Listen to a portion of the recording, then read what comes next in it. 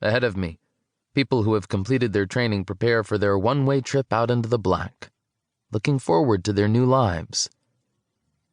I get neither option. I get awkward parental silences and overly formal politeness instead. Woo!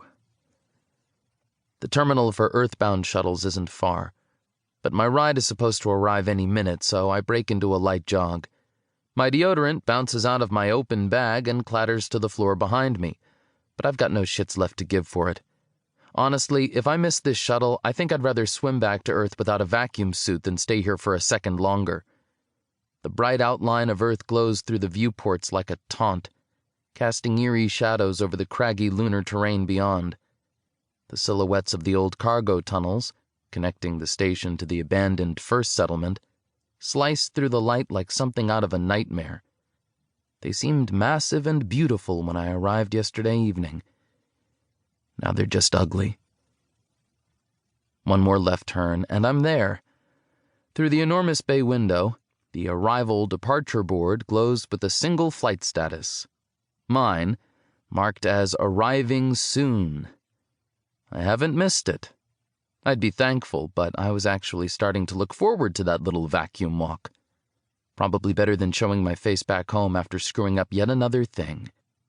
My parents will be nice enough about it, like they always are, but nice and disappointed in their loser son aren't mutually exclusive. Nothing like a lecture about good life choices with a side of motherly weeping in the morning. Can't wait. They watched me play pilot while herding the goats out in the field behind the house from age 5 until embarrassingly recently. Now that future is impossible. Their pity will be excruciating. At least the golden boy won't be there to witness my grand return and scold me like a child. Malik actually got his one-way ticket to life in the colonies. Of course. It's cool. I'll just live with my Omni and Dad for the rest of my life, feeding the chickens and flying simulators. The terminal door is blocked by a black guy about my age, locked in conversation with none other than Dr. Herrera herself, the headmaster of the academy. The guy stands straight and confident, his expression calm, with long English vowels smooth and reasonable on his tongue.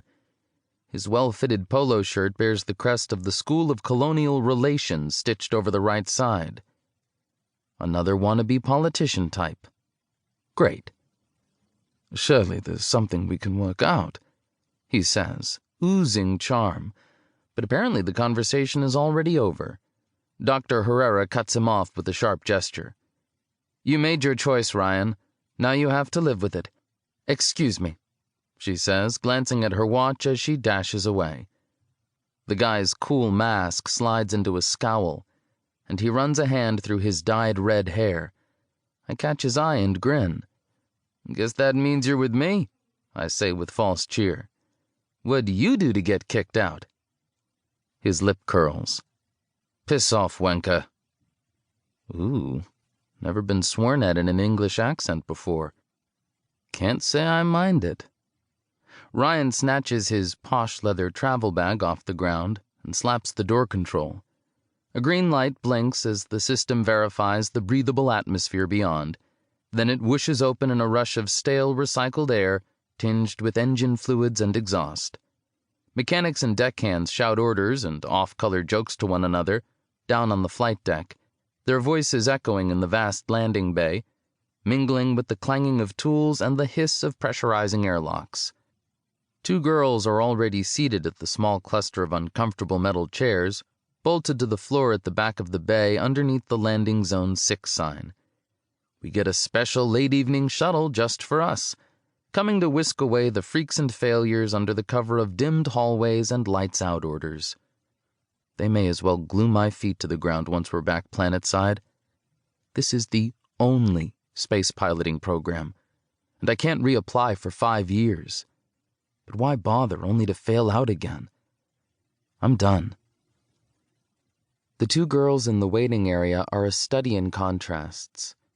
The blonde-white girl compulsively bounces her right leg, constantly in motion, staring off into the distance.